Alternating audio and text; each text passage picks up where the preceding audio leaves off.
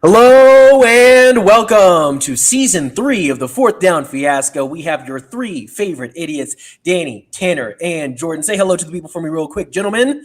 What is up? Good. Yes, the three of us here today to talk about some EFA football because we are the number one European American football pod, probably, maybe, somewhat, for sure. We are definitely the number one European football podcast, English based in the USA. Yeah. That's true. Fight us on that. Jordan will take you down. Oh man, hey, look, it's all about how you present yourself. So gentlemen, we do have a game to recap from this past week. One, Munich Ravens took on the Frankfurt Galaxy in an ugly game, a game that did not fare well for Frankfurt, in a game where Frankfurt got bailed out multiple times by the referees in order to keep things even somewhat manageable for them. But, do want to just shout out the crowd. The crowd was great. The crowd was lovely out there in Frankfurt. I believe it was around 5,000 or so in attendance, according to our friend ELFpedia. So, gentlemen, what did you think? What did you see other than pure domination on Munich's behalf? The grit from Garbers. I feel for the brother. That's what I'll say. Garbers had a hard time. Garbers got rocked a little bit. I love the post that I'm assuming it was Jordan. I don't know if it was Tanner. Yeah, I took a screenshot. Yeah, of just his jersey just ripped off, and it's brutal. Yeah. They got a new jersey at halftime.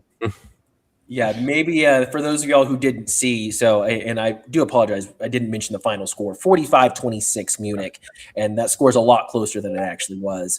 But Garbers not only was running for his life, but around halftime, like right before like the 2-minute warning, he's walking off the field, and I mean his entire left shoulder of his jersey is gone. Like not just ripped, it's gone. All you see is shoulder pad. And so I took a screenshot. I put it on our Instagram, talking about this kind of sums up Frankfurt's day in a nutshell. And it was a tough one. Munich is incredible. Munich looks good, and it helps to start. It helps when you start the game 7-0 right away in 2 weeks in a row. Like that's kind of convenient. Bijan Harris is a difference maker for sure. And I sent a text in our chat and was like, sent a quote. I was like, this is like, why didn't you resign me? Or like, this is for not resigning me, like quote Bijan Harris to Frankfurt.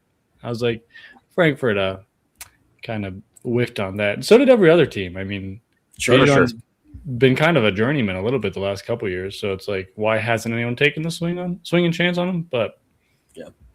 So, I mean, even despite this game being so dominant, Frankfurt had a chance to get back into it. I mean, it was 38-26 in the fourth. They were only down by 12.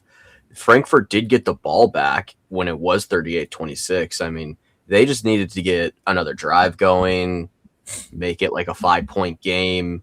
You know, they could have got something going there. And it just fell short for them. I feel like that was kind of the whole thing with Frankfurt, where it kept feeling like they put themselves in a position to get back into it, and then they would build some momentum, and then it would all come crashing down again. And I feel like that happened 3 times this game, you know. I mean, the mounting penalties, the penalties were insane this game, especially on Frankfurt's end. I don't know what the final tally of penalties was, but it was double-digit penalties on Frankfurt. Oh, it was every drive. I mean, it was every drive. It was multiple times every drive. And there were just a lot of, they would have a big play and then it would come back, or on defense, they'd have a big stop and then it'd be, defensive holding or, roughing the passer or whatever else. So, just a ton of penalties. They kept shooting themselves in the foot. They were not disciplined this game whatsoever. And I think you could kind of tell by the Frankfurt body language of the game is I think they were shook. Like, I think it felt like looking at the way they were playing, like going into the second quarter, that they thought that they were, going to be more competitive. And I think that they thought they had a chance to take these guys down. And then when they got smacked so hard, going down 29 are, going down 31-6 halfway through the second. And really, they then give up a pick six after that, and it would have been 38-6, but that got should have been 38-6. Should have been 38-6. Yeah. But Sorry. I mean, really, once they got to the 31-6, it felt like the whole team kind of gave up. And luckily there was drives of life. I mean, I really do think the refs were they mercy ruled that pick six because they were like, okay, let's make this a game, Absolutely. And then once they got the mercy rule, then Frankfurt was like, all right, well, let's go try to make it a game. And to their credit, they did through the most part. I know when you look at a 45-26 game, you're like, well, this is a blowout. And it's like, sure, it is, but it didn't feel so much like a team going up 28-0 than a team slowly putting up points. It felt like Frankfurt had moments where they could have made it a game. It fell flat. And that's been a lot of the EFA season so far, where I feel like a lot of these games that have been blowouts, it feels like the teams are at least in it. Yeah. Well, minus maybe the Prague games. Blowouts. Yeah, exactly. Where it's like it's a good teams can hold each other for like a half, and then you see the teams themselves. Which is the opposite of what we're seeing on this other spectrum, where it feels like a lot of those games are early blowouts, and then garbage time kind of kicks in, and it doesn't look as big as a blowout. But like even looking at the stats, it's like Garbers, he got sacked 7 times, but still put up 380 yards and 3 touchdowns. Yeah. Dude, if you can just get Garbers the type of protection that he needs, I really do think that he can be good. Because something that I noticed from this game, and I know that we chatted about it a little bit, is I don't think, number one, that he realizes that he is oftentimes one of the biggest guys on the field. Whenever you're playing D1 college like he was at UCLA, you're constantly at, what is he, 6'3", 215 or something like that. At 6'3", 215, 220, you're not the biggest guy on the field. But in the EFA, aside from the defensive lineman, you're every bit as big as every linebacker you're going to come across, with the exception of maybe an AJ Wentland type of individual. And you're definitely bigger than all of the safeties and corners. And so there were a couple of times, especially early on in the game, where he would hesitate to take off. And I'm like, dog, go run over somebody. Like he is a big guy. He looks so young, so I want to call him a big kid, but I'm not that much older than him.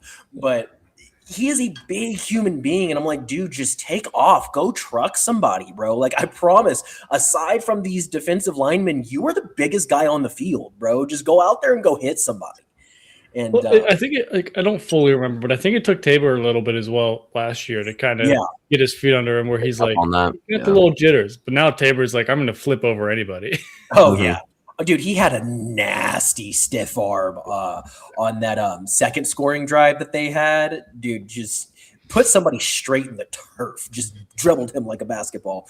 But yeah, Garbers, this should be your wake-up call, hopefully, for you to recognize that, aside from linemen, you are the biggest guy on the field at 220, 225, whatever it is that you're at, and 6'3". Like, you are massive in comparison to a lot of these guys.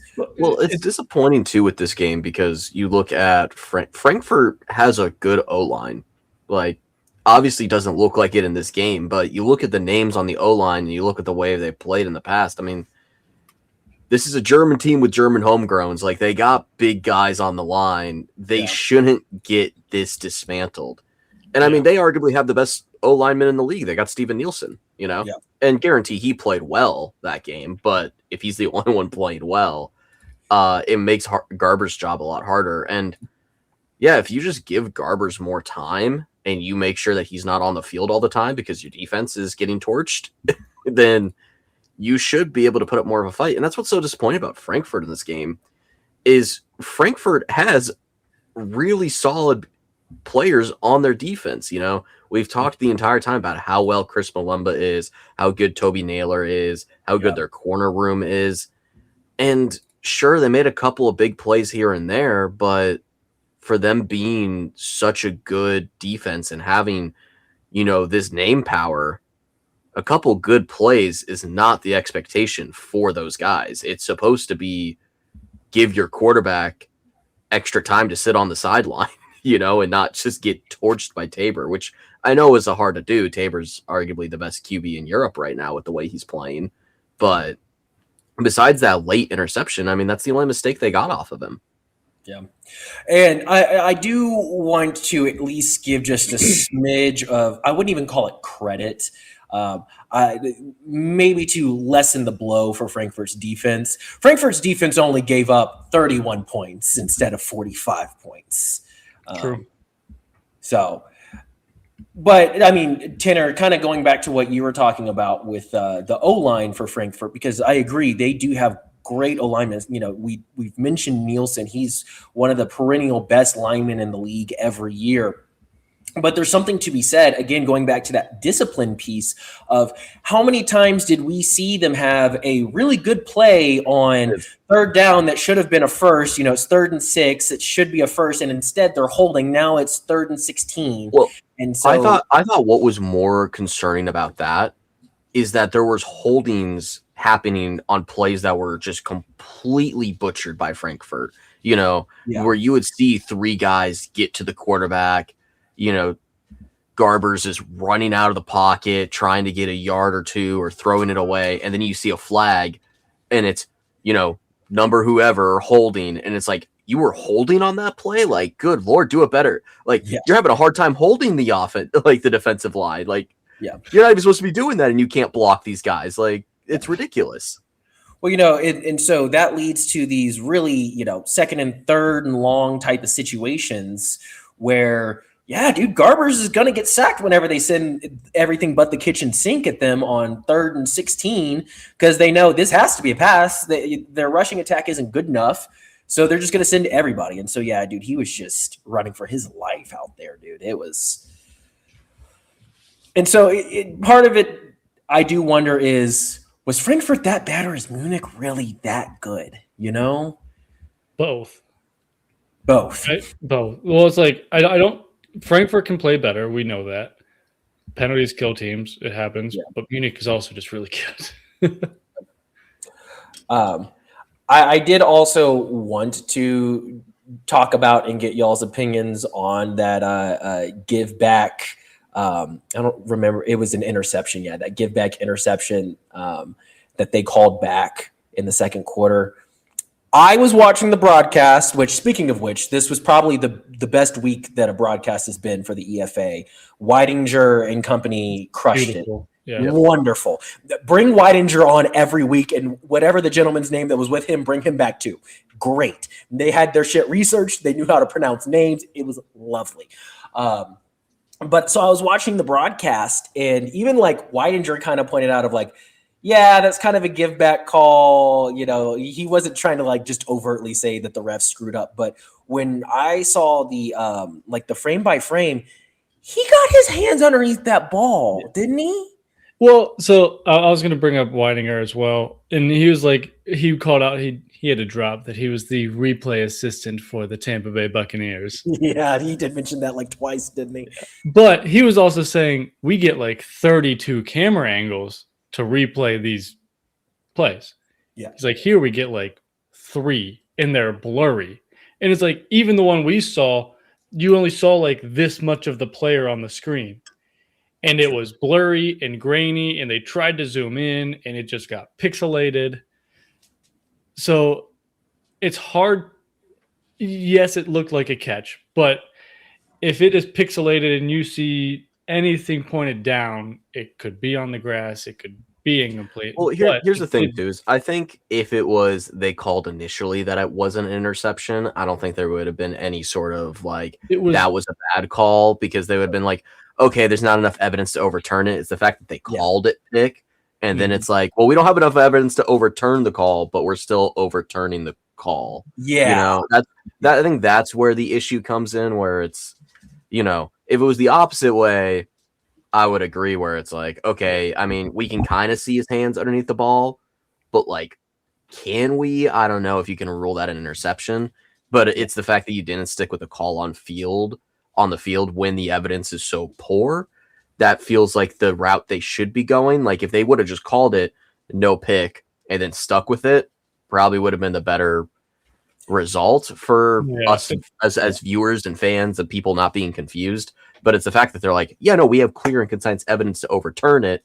And it's like, yeah, but the angle we're looking at, the one angle we got, it's not very clear and concise to overturn that to not be a pick. Yeah. No, it is hard to overturn it, but I wonder if any ref called it incomplete because they didn't like show the That's ref. true. But I wonder there could have been somebody on the other. There could have been Yeah. someone who was on the sideline who actually had eyes on it. That wasn't just the blurry, pixelated piece of shit that we see, right? Sure. And they saw, and maybe they saw, and they're like, "No, I saw the ball hit the grass," and they're like, "Okay, well, let's review it." And that could have created. We never know. On the field had a picture where they were able to show, there is a possibility, but it did just feel. I was like, wow. I get it. At the end of the day, you want it to be an exciting game, and if that pick six would have stood, we're talking about a completely different game at that point. The game is cooked. Game over. Yeah. So no, I mean, trust. I mean, like we've watched plenty of football in our lives. This is about as controversial as the refs have gotten over the last little while. Mm-hmm. Pretty solid. Pretty solid on them. Not gonna lie. If this is as controversial as it gets, I'm cool with that. Yeah. Well, I did week one of the AFLE. They posted a post and wide receiver. It was a deep pass. Wide receiver went up, caught it, kind of got thrown to the ground midair, rolled, tumbled, looked around, stood up, and ran to the end zone. And they called it a touchdown. But you could see like the DB like throw him to the ground, and the entire comment section was like, "Was he not down by contact?" Yeah. So it's like that's a little controversial, but yeah. Well, I wasn't talking about them. I'm just saying in our European football sphere that over the last 3 years, this is one of the worst calls we've seen, quote unquote. If you're not watching, we're not dealing with baseball umpires, so we're doing pretty good, dude. Yeah. Oh my gosh. Your Pirates guy got ejected for trying to challenge a call instantly. Oh, I'm aware. Yeah. I'm aware. Tanner's like, that's exactly why I brought it up. Well, okay, so Frankfurt loses pretty bad in this one, right? Especially if that pick six does stand in the second quarter, then we're talking about a completely different game at that point than the 12-point deficit that they like crawled their way into late in the third doesn't even exist. What does Frankfurt need to do moving forward to have some semblance of being competitive? Because right now there's a pretty good chance that they're going to be the fourth team in the playoffs. I still truly believe that they are better than Prague and Tyrol. But if they're in this, four-man playoff, they're going to get smacked by one of either the Nordic Storm or Munich again. So what does Frankfurt need to do in order to be competitive? I think it's the trenches, right? I think both sides of the trenches need to be better. I mean, their pass rush, they get home sometimes, but it's not very consistent. Because how many? Let's see. Can I see how many sacks? So Tabor got sacked 3 times that game, which is pretty good. Like that's decent to get to the quarterback 3 times against Munich. Especially against Munich, that's got a great O-line. But I think even more pressure on Tabor. He felt he looked comfortable that whole game. Like I'm not gonna lie. Like there was moments where he suffered pressure, sacks. He was under duress, but he was in a pretty solid position. He stayed upright for the majority of the game. I think you need the pass rush to get home more if you want to compete with these top teams. And then on the opposite end, the other line also needs to play better. You need to make sure that Garbers isn't constantly having to run out of the pocket, make quick decisions, get beat up as bad as he did. The fact that he had to get a second jersey is crazy. That's bad for an offensive line to let that happen to their guy. Now, guarantee Garbers is a guy who doesn't go down either. We saw a lot of that in the game where he would get out of the pocket, he'd be rushing, and he wasn't sliding or trying to avoid contact. He was pretty much going for contact every single time, which I know we talked about how he's bigger for other guys, but the fact is he's not a massive guy. He is 6'2", 6'3", like 215, probably 220. If you're still taking a lot of hits at that kind of slight of a frame, you're going to get injured. So you got to be careful, because think about how we talk about like Jaden Daniels, right? I think Jaden Daniels is about 210, right? Or 215. Probably. Maybe he's a little slimmer, but everyone talks about, oh, well, he can never take a hit because of how slight he is. So just because he's playing against people that weigh a little bit less than him doesn't mean he should still be pushing for contact like he does, because there is the risk that Garbers could get injured. It's not like he's 245 where it's like, yeah, no, then put the shoulder down. Let's see it happen. Well, So what was that play where he ended up getting like a yard on it, but he tried to like almost like jump juke the lineman or the linebacker, and he just got his legs taken right out from under. Yeah, and it's just a perfect way to tear something, right? And it's like that's just the way to hurt your shoulder, especially if he's laying on the right side. Yeah. Well, even if you land improperly and you're just, there's so many things that could go wrong there. So that's part of what also is going to help them, is because if Garbers goes down, this team's screwed. Like from what we've seen from Garbers is awesome so far. And I'm very excited to see how he continues to develop, but Garbers goes down, call it good on the season. I'm excited to see Terrell get in there instead of Frankfurt, Hey, they could have a backup QB come in. They could, but I think Garbers is a lot of the lifeline of this team. Yeah. No, yeah. I mean, the reason why it was even as close as it was at one point, I mean, he made some very impressive throws. He really did. Quarter in order to help them get back. A lot of throws. He stepped into the pocket and got absolutely smashed as he threw it. Was throwing some dots. And no, that play where he steps up in the pocket and he chucks it like 40, 50 yards, that was an awesome play. That was so sick to see. And that's an advantage they got. Not a lot of the QBs in Europe are going to be that confident to step up in the pocket, get rocked like that, and still deliver like a 50-yard bomb. That's an advantage that Frankfurt has, and they need to put the team together to make sure, hey, he doesn't have to step up in the pocket and get absolutely destroyed to make the play. It's like, it's awesome he did that, but the fact that like 3 dudes like crowd crushed him on that play, it's like, what is the offensive line doing? Yeah, you want a quarterback who's willing to do it to win a game, because every once in a while it does happen. So I would like the guy who is willing to sacrifice his body, but I would also prefer him just not to be in a situation to have to sacrifice his body. Well, any last thoughts on the game before we jump into awards, fellas? I hope Frankfurt can figure it out, and I don't think letting your OC go was the issue. Definitely not. Oh, we didn't bring up the special teams. Special teams got to get better. Special teams has got to get better. The special teams was terrible the whole game. Honestly, it was so bad that I was starting to agree. I don't agree with Weidinger's take at all, where he's like, you should just remove special teams entirely from the EFA. He kept saying that during the broadcast. He's like, just get rid of special teams in Europe. You don't need it. I'm like, okay, that's crazy. But as I was watching the Frankfurt special teams that game, I was like, you know what? Maybe you do. Maybe you do just get rid of special teams. Because it was that bad. Like, it was terrible. It was bad. Yeah, I mean, the muffed kicks, the missed extra points, the fumbles, the allowing Bijan Harris to go 98 yards untouched. Yeah, that's just Bijan. I mean, yes, but also you should game plan for that shit. Yeah. I'm sorry. Don't kick to him. He is the most electric player, special teams player in the EFA right now. Like, he is the guy that you cannot kick to. I would rather you kick it out of bounds and you take the penalty and start at the 40.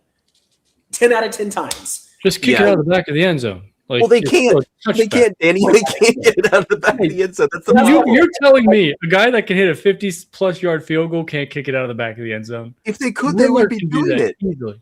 We haven't seen them do it. I don't think the leg strength is there. Like, I know Ryan Rimler. Out of anybody, it has to be Rimler.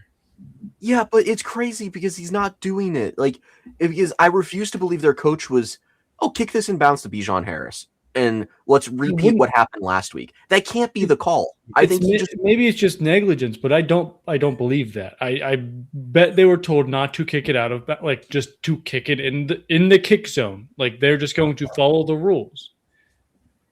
Yeah, no, I'm sorry. When Bijan Harris is lined up, you kick it out of bounds and take it. Yeah. I agree with that, but I'm saying Frankfurt probably said to just kick it in the kick zone. Then that is a stupid ass. Every every team needs to kick it out of the back of the end zone. I just worry that they can't.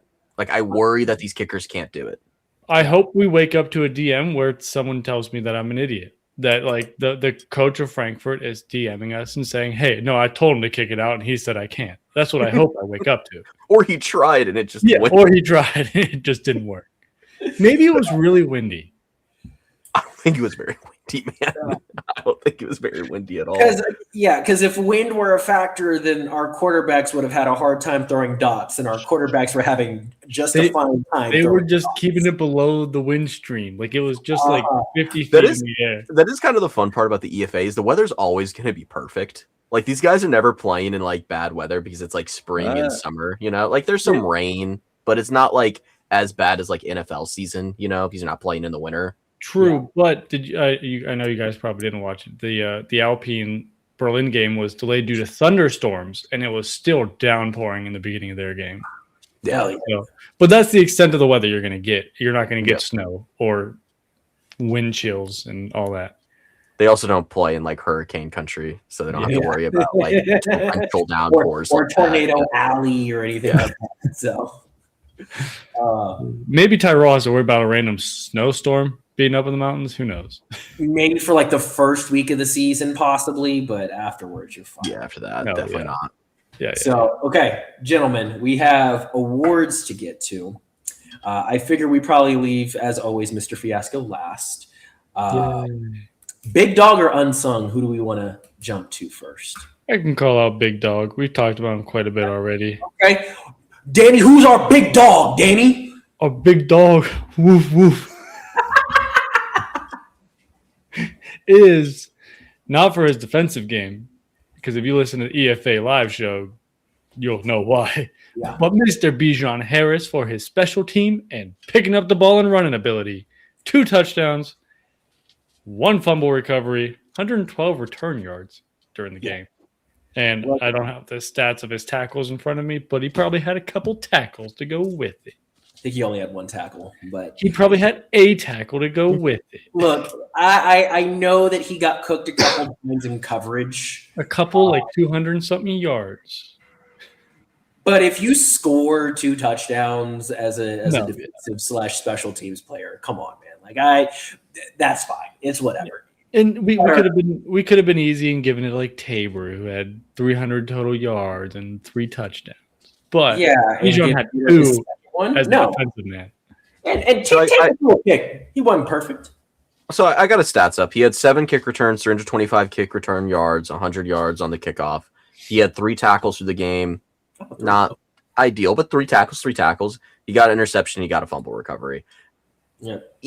I know maybe there's going to be pushback because he wasn't perfect defensively, but the fact that they have a player who is that electric in the return game and a player who is able to at least make big plays on defense when it matters, that's pretty big dog worthy. And how often are you going to see any of these defenders, you know, get a fumble recovery touchdown, get a kickoff return touchdown? I mean, it's just electric. And really, like we've spoken about before, it did just set the tone for the game. I mean, you return 100 yards to the house, the game is now Munich's control. Like, you know, Munich is now gonna put everything. The pressure is officially on Frankfurt because we scored in one play. Mm-hmm. Especially when you're on the road and you start the game like that, especially in a game in a place like Frankfurt where we know they have a good crowd. They have damn good. That deflates the crowd so much, as somebody returning it to the crib into your own Everyone house. hype, and then you just see them running, and they're just like, oh. I was about to say, dude, the broadcast audio was so funny because they kick it to him, and I mean, you know, they've got the chants, they've got the drums, they've got the vuvuzelas going, bro. They're having a great time. And then it was right about when he hit about the 50-yard line, and there was nobody around. Dude, everything just stops. All the people stop playing. There's no more drums. People are putting their hands over their face, and it's like, yeah, that's how you start a game right there. So. It's really hard. You have to like score on the next possession to get any momentum back, because if you don't, it's very hard to win a game, like to continue winning the game. Not continue winning, but to go out and try to win the game. So, yeah, it was comical though. just to see the realization in real time with everyone of like, oh, shit. That's what's great about sports. I love sports. Well, so that was our big dog. Next, we have our unsung hero. We did want to continue with defensive players. So we actually took the Munich Ravens MVP of the game, Zern Gibble, who had 2 tackles, 2 sacks, and 1 pass deflection. So wanted to give him his flowers. I mean, it was so hard to pick an unsung hero.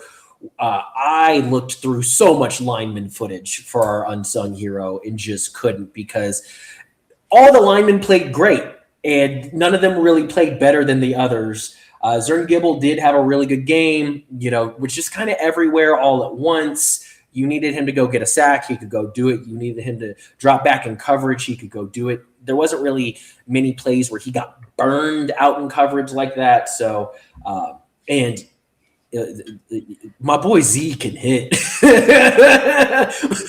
my boy Z. There was a play where it was a play action pass, and so he didn't get credited with anything, but he comes through the hole and he got faked out on the handoff, and dude, he just blew up the running back, just knocked him on his ass. And just, I love guys who are violent, bro. I love guys who want the smoke. I'm about it. So Z, congratulations, you were the unsung hero of the game.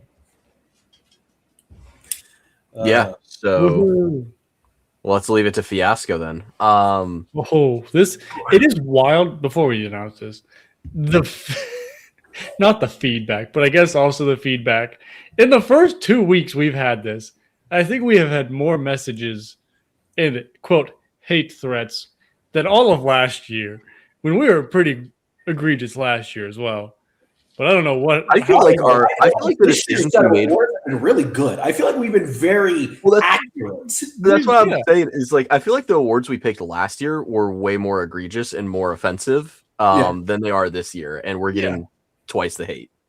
Literally, it doesn't make sense. Yeah, and I don't think this one's going to go over too well because we're picking a homegrown. So there was a lot of things went wrong with Frankfurt. We talked at length about how bad the line was, and watching the game, I was trying.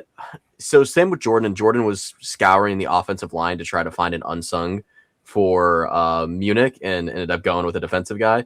Opposite is true for me. I was scouring the Frankfurt defense trying to find someone to put blame on.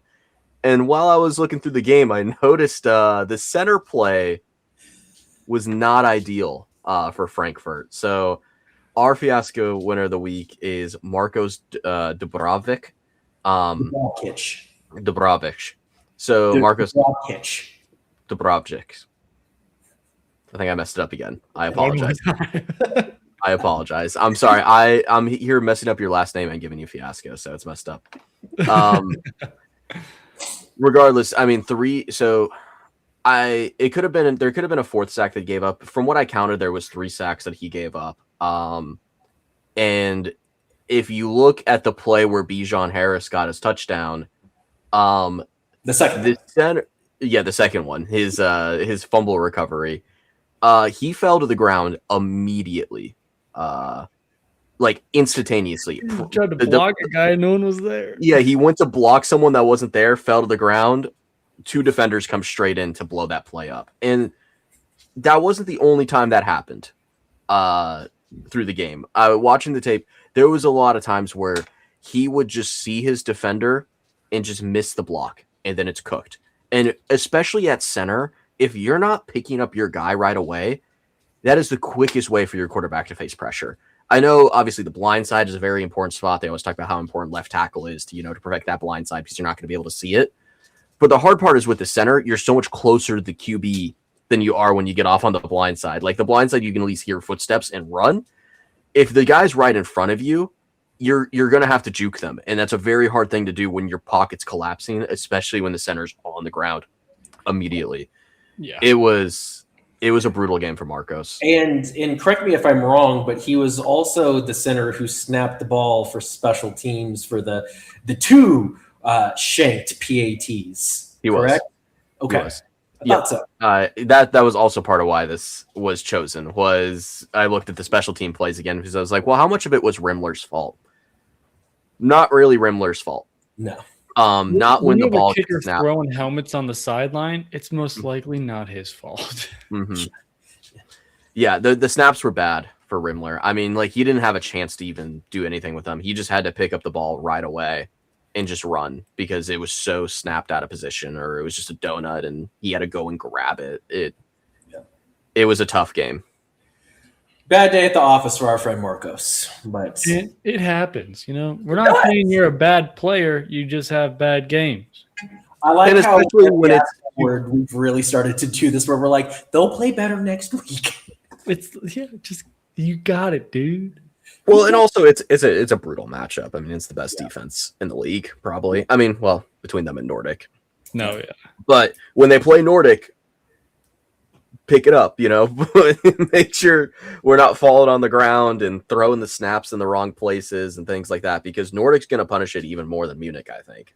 No, agreed.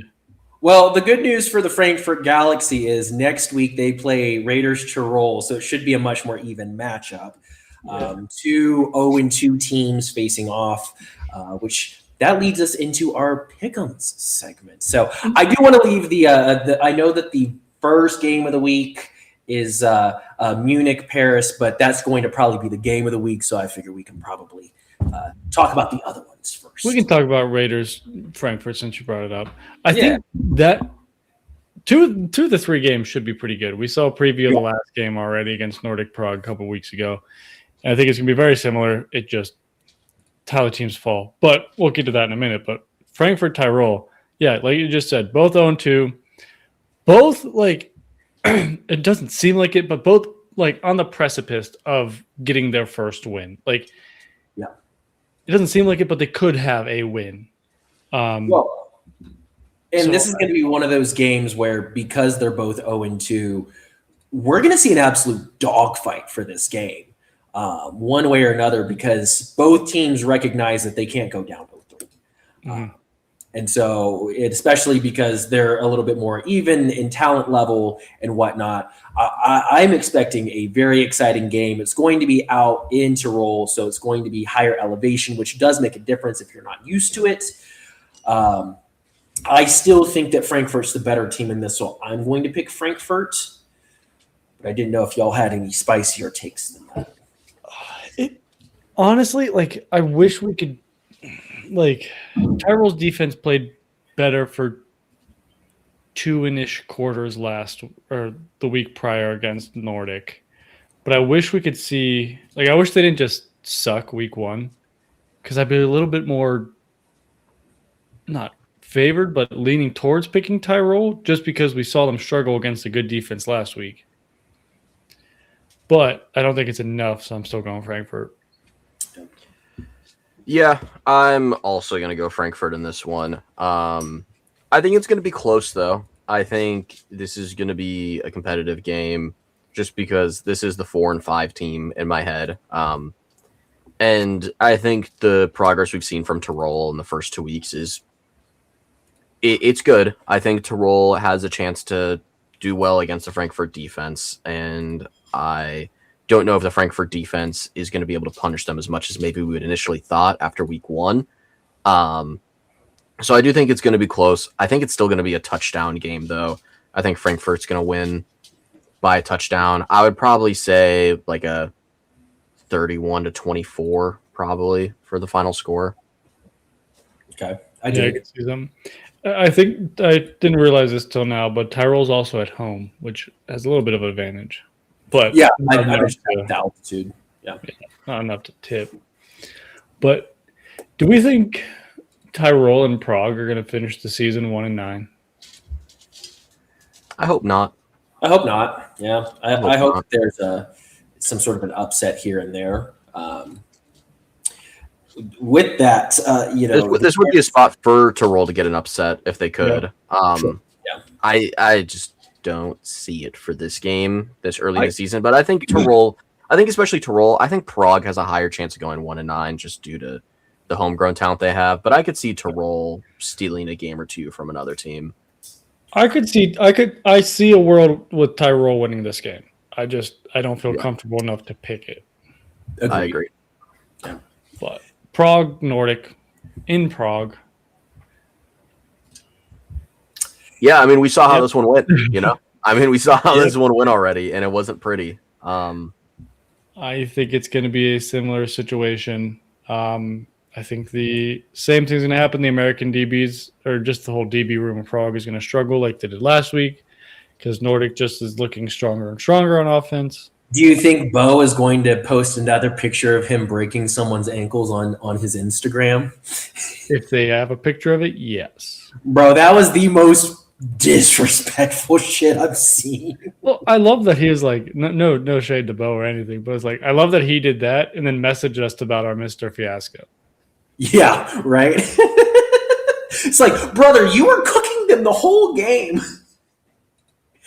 Yeah, that is funny that whole thing. I don't think we need to talk about this one very long. Nordic's going to storm in and put those Lions in a cage. So, You guys got a final score? I'm too little. Enough for it to end up on Facebook saying that how is this league competitive? Yes, and for us to get a DM from somebody about how this league isn't competitive, and we don't talk about that. Yeah. I was thinking like 45-21 or like 50 to like 17 or something. It's somewhere in that range. I think they're going to drop 46. Yeah. I'm going 45-10. And then the game of the week where we see what Paris is made of at home against Munich. This is a test for Paris. We know Munich. How good is Paris? Can Paris separate themselves out of that like 1.5 group? Because they're not in the 2s, they're not in the 1s. Can they jump up to the 1s? Yeah. For sure. I mean, yeah, because when we talk about best teams in this league, we always talk about Nordic and Munich. And then we've always had Paris kind of at that third spot. They're just like the forgotten child. Yeah, the middle child for sure. And man, I don't know. I really want to say yes, but I just haven't seen enough. You know me. I always have a tendency to hate on the French. And so I'm trying to put my biases aside. I really have a hard time picking against Munich right now. They just look like such a complete team. They have the best special teams unit in the league, thanks to one Bijan Harris. But they also, if they don't have the number one defense, they have the number 2 defense. If they don't have the number 1 offense, they have the number 2 offense. Like, they are just stacked in every position. They have the best coach in the league. I feel pretty confident in saying Kendall Ellison is the best coach in the BFA. He was last year, the bigger league. Yeah, so I'm going to have to go with Munich. I think it's going to be a closely contested game. I think at some point down the stretch, because I don't think that the Paris defense can really stop this Munich offense, I think is what it's going to come down to. But I do think that Paris has enough firepower on their offense to keep up. And I think at some point late down the stretch, there's going to be a mistake, whether if it's a interception from Magic or if it's fumble from Kandar or someone. There's going to be a mistake down the stretch, and Munich's going to capitalize on it. Edwards likes to fumble. He does. That's our boy. He does. Well, these teams have played one time in 2024. Paris won 40-37. And that was pre-Tabor, wasn't it? Pre-Tabor with Zach. Right, that was the playoff game against Jeffries, wasn't it? Dude, that playoff game was wild. It was a good game. That was a great game. I will say I don't think it's going to be that highly scored this time around. I think both these defenses are much better than they were back then. Mm-hmm. And I think what's the line on this game? Like 77.5. I don't think they're going to hit that. That is a lot of points for how good both these defenses are. I think you almost cut that last score in half, like 17-20. Yeah, I don't know if it's gonna be that It's low. not going to be that I low. don't think it's going to be that low. Honestly, I think it's still going to have a lot of points, but I just don't think it's going to be as many points as this. I see it being really competitive towards the end. Like, I would say like a field goal game. Like, we're looking at like a 31-28, and then we get the ball back, or Munich gets the ball back, puts up another touchdown. Paris doesn't score again. And so you end at like 38-28 is kind of how I'm feeling this game will go. I can vibe with that. That sounds about right in my brain. I'm going to go 35-28. Yeah, I think that it's truly we're going to see a lot of great methodical drives. The defense is going to do what they can, but these offenses are just so OP that it's not going to matter. And then, I think down the stretch, it's going to probably be like, 35-28. Paris has the ball. They're driving, trying to, tie up the game before the end of the fourth, and something's going to happen. I'm going to go. My winning team is going to have your guys' losing score, 28-24. Both these teams love to kill clock. If we had full stats, I'd bet time of possession of just chewing clock is through the roof with both of these teams. Sure. Yeah. Because they both love to run. I mean, Tabor is second in the league in rushing yards, and Zach is fourth, I believe. Rodney is third. I think their Paris running back or Zach is fifth. Zach is fifth. He has more than their running back does. That's so funny that Munich's got the second and third highest rushing yard numbers on their team. That's so funny. Hey, good for them. All right, gentlemen. Well, that's the pick'ems. We did, because we have about 15 minutes here, maybe 20 before I have to go. We did want to talk about what our perfect league would look like if we, as a group of three, just had say over everything. If they gave us the keys to the Corvette and said, "Have fun, children," what that would look like. And so we've broken it down into some main categories here. So we have teams that we would want, ownership style, website, broadcast setup, where to watch, social media, shows. Daniel, what is live shows? Live shows, fan interaction, and relationship with the media. So those are the categories. Teams we want, we can start there. Yeah, if we could kind of build I was thinking kind of like a 12-team league, and we kind of posted this on FDF a couple months ago, kind of just hitting at the what if, and we're just going to kind of continue on with the what if now that we've seen the two leagues display everything they have except for the championship games. Sure. But Tanner, what are some of your teams that you want in there? Yeah, I mean, it's going to sound like a broken record. I would take all 6 of the EFA teams. Sure. I would get Madrid back, sure, obviously. Yep. And then I would take the 3 stable rosters in the AFLE. That would be Vienna, Rhine, and Wrocław, and what that gets you up to 10. Yeah. Put you at 10. And then get another 2. I would try to make a London and a Italy team work, but I would do it. The EFA is rumored to announce those 2 next year, so yeah, I would just make sure your London and Italian teams are, set up correctly, not pissing off the people locally, working with the people locally, all of those things. And then I would say it's a pretty solid 12-team league. Because, the Italy team come in next year. They're the owner of the team is the commissioner of the IFL. So you can't piss off the IFL when he's the one running it. Yep. And then we've heard only good things about the prospect of Gandler coming in with the London team. Mm-hmm. Jordan, any other teams you'd add? We're at 12. Yeah, I mean, I like the 12, I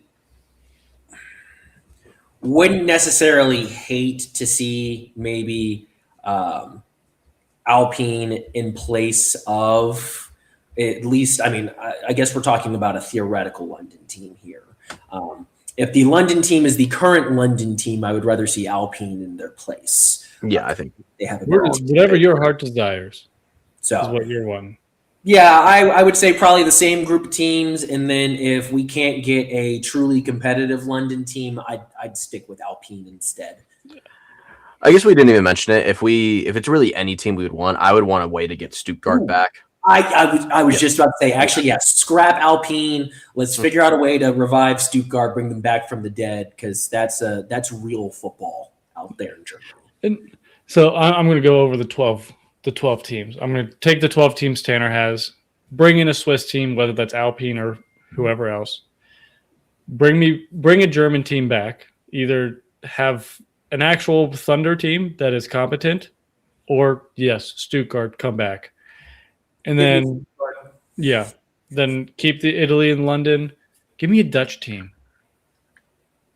Are we ready for a Dutch team? I think we're ready for a Dutch team. Bring me that blue and orange. Do they have big enough guys for a Dutch team? Yeah.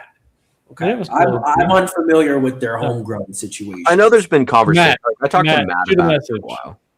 I talked to Matt about it for a while. He wants he thinks like there could be a Dutch team that takes from like the Benelux area. They'd get a couple small countries. Yeah, exactly, and could be competitive. It would be interesting for sure. My only thing with it is I don't think the league should go past 12 for multiple years. Like I think we should be at 12. Really make sure those 12 teams are super competitive, really good, really well run, and then maybe we can talk about getting up to 16 eventually. But a big issue with the ELF the entire time we were watching it is we were just like, there are too many teams here, and a lot of these teams suck. Yeah. Think about all the teams that were added in the ELF that were then just destroyed after, like Barcelona Dragons and the Milano Seamen and, Cologne and Hamburg and all these things that like all these teams just fizzled and completely. In our hypothetical league, that would be Alpine and sadly Prague they're just going to get dog walked. Maybe something that would be worth looking into is adding a second Nordic team,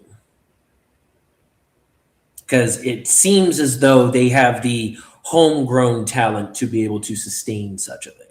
Well, you could throw in, I don't know if Finland and what's the fourth Nordic country? Norway. I don't know if Finland and Norway have enough homegrown. Well, I think what Jordan's saying is I think you keep the team in Copenhagen, then you add a team in like Stockholm or something, and then they all pull from. It's like Germany, like the German teams. Okay. They all pull from those countries, and I think there's credence to that. I think there is enough good Nordic players. If you then added, you no longer have to use an E on an Icelandic player. I misspoke on a previous podcast, and we got a couple comments me saying that they have Norway. I couldn't correct you guys on. Yeah. So, what's it called? Then I think if you added a second team and then you increase the homegrown territory of both those teams to include Iceland, Finland, and Norway, then that could be an interesting conversation to just kind of spread out the talent. My only concern there is if we're bringing back a team as good as Vienna with as many players as they have, then does Vienna kind of just dismantle both of those Nordic teams because they have so much of their talent wound up? Obviously, in this scenario, hopefully that would mean that Tyrol could actually then poach some of the Austrian players so they're not as strong. Yeah. So it's an interesting conversation at the least. Maybe in this, since we have say over this theoretical league, maybe we just cut Vienna. Sorry, Danny. Why would we cut Vienna? They were one of the best teams. Yeah, I don't know. Just why wouldn't you cut? Just drinking a little Haterade out here. Just drinking a little Haterade. That's all. Hey, and it'll be great because then we can put Ben Holmes on the other Nordic team, so we know for a fact. If he had to pick a team, he's going to London. Sure, yeah. Okay, fine. Dude, I would rock a Ben Holmes, Big Ben London jersey so hard, bro. Oh my God, social media would never give that up. Oh, dude. Dude, Ben BP's already brother. Dude, if he went to London, the Big Ben memes would go. The memes would go crazy. Okay, so it sounds like we're pretty in sync with the teams that we would like to see. Ownership style. I think we all are in agreement with not having one person on the whole league. Yeah, we like the round table style, the EFA style. Give me the NFL. Yeah. Websites. I think we're all in agreement on this one too. Give me the AFLE website. Give me the AFLE. That is clean. It is good. It is updated, clean. And even though this is kind of out of order, but I'll just say it for us too. With social media, we'll also take the AFLE's social media. Yeah. Their social media team, yeah, we know we flipped out on them the other day. Whatever. But they do. I flipped out on them the other day.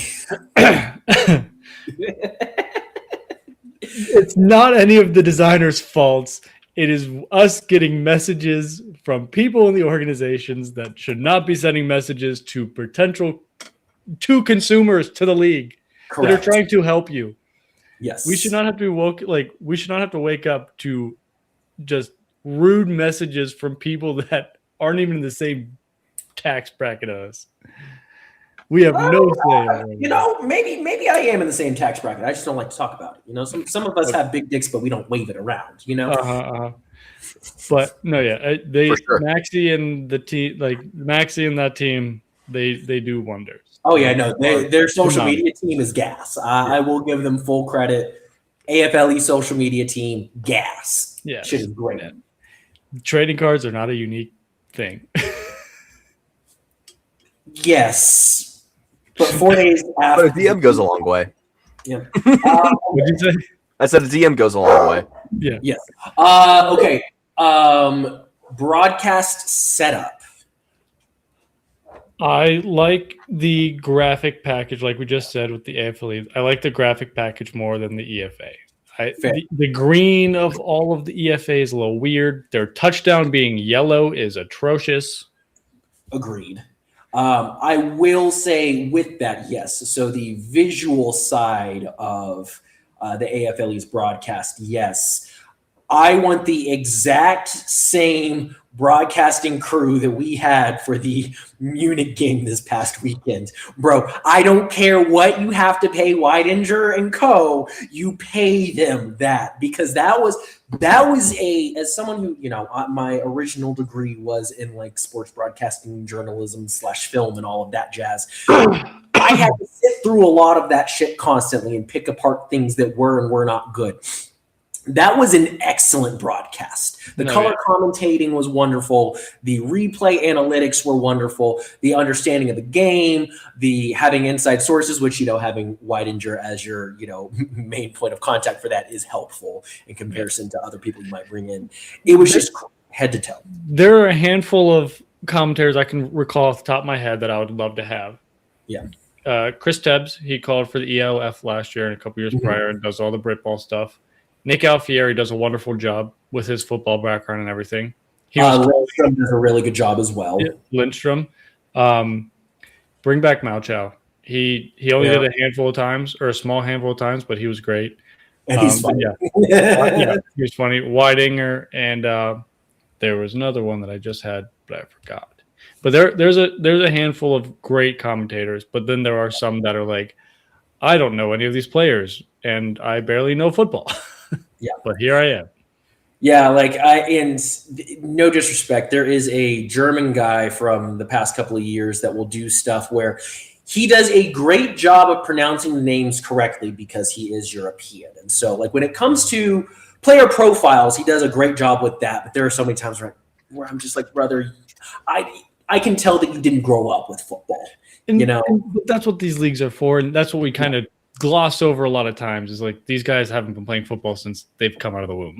Yeah, exactly. Started playing in high school or later. Versus being, a Texan and going to one of the mega high schools and watching Kyler Murray, win 3 state championships, and our attendance was always over 20,000 people every game. Okay, so that was broadcast setup. Where to watch? I think this is an easy one. The YouTube / I know it's not this year, but the Amazon package from last year, exquisite. Yeah, well, they still have Fubo for this year, which is on Amazon. So yeah, the free YouTube is great. The Fubo, it should even get better next year and throughout. I don't mind having AFLE Plus. but don't have it at such a big of a paywall. Especially like it's hard when you have one league that's free and one league is not. Yeah. But in our dream world, do we give it for free? Yes or no? Yes, but hopefully you have a good enough product that it draws in enough views that you can actually make some ad revenue. Yeah, you'd have to have sponsors. Like right now, both leagues don't have any commercials.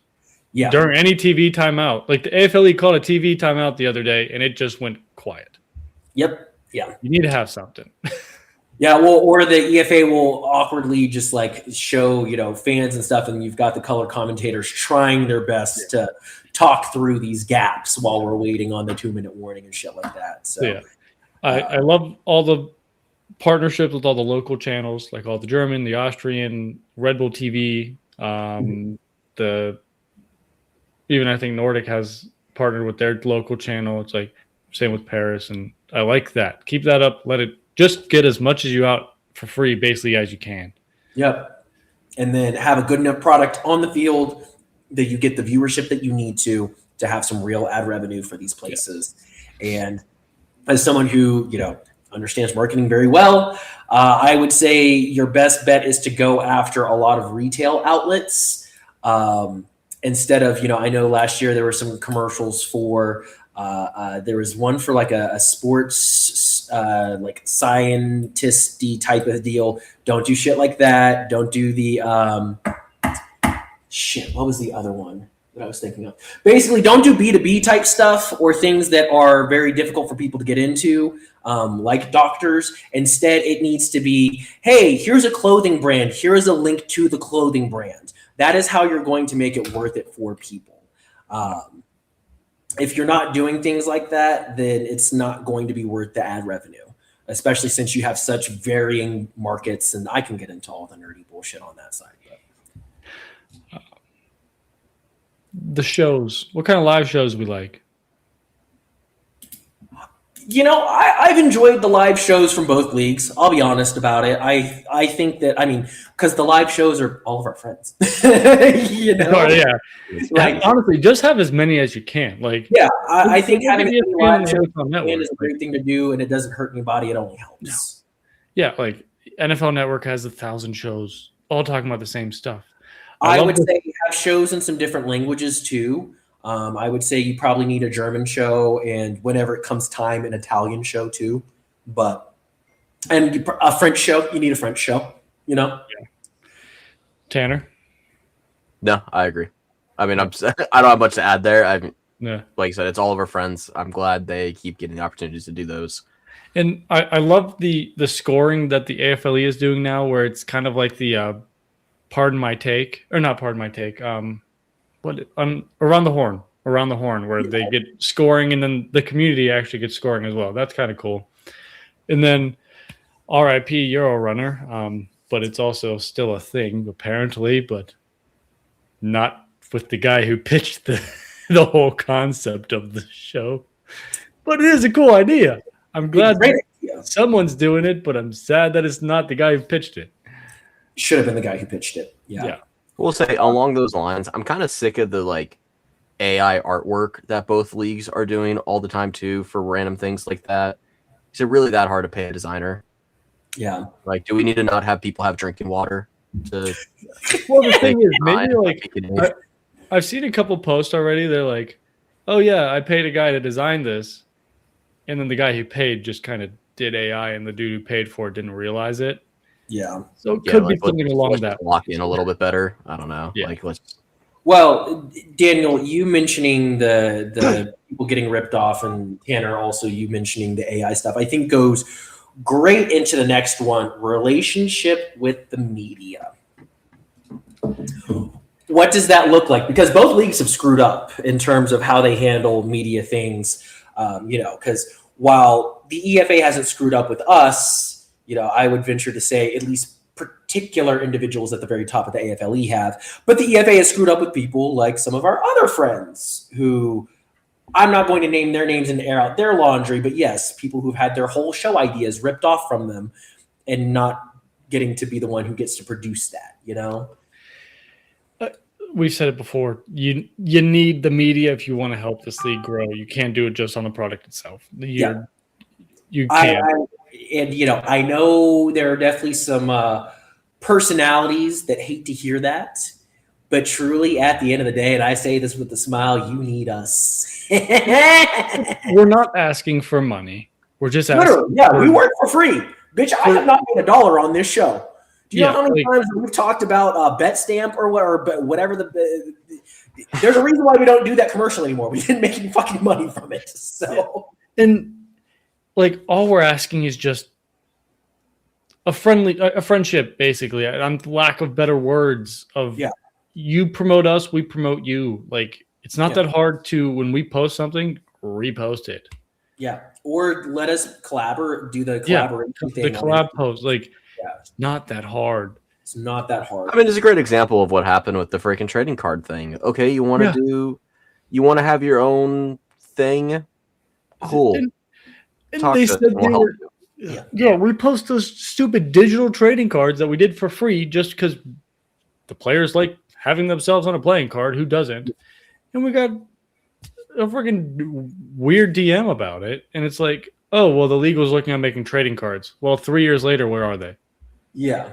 Well, 3 years later, that league doesn't even exist anymore. And then there's another company or another Instagram page actually producing cards, and players are signing them and selling those cards. Yeah. So, there needs to be robust changes with the relationship with the media. I'm not going to choose either league on this. I think that both leagues have had their shortcomings with the media.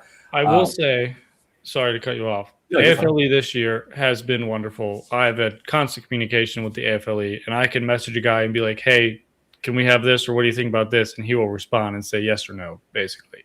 No, that's nice. And I haven't really tried that with the EFA. Also, I don't know who to, besides the owners, I don't know who to reach out to for their media.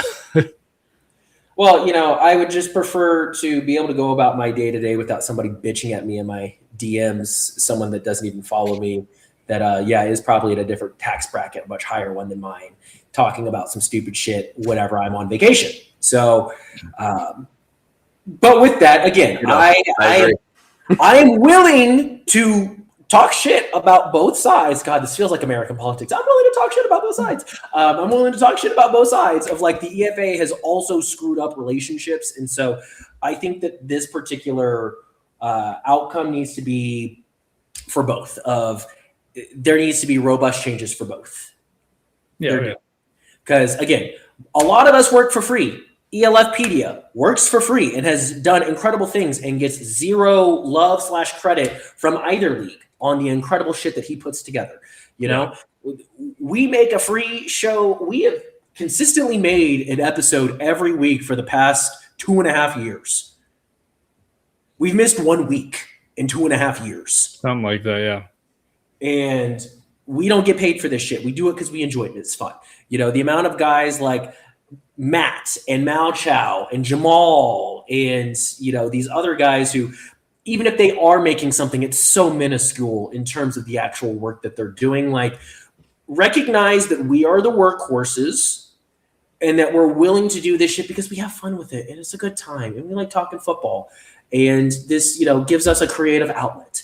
And stop treating us poorly for everybody across the board.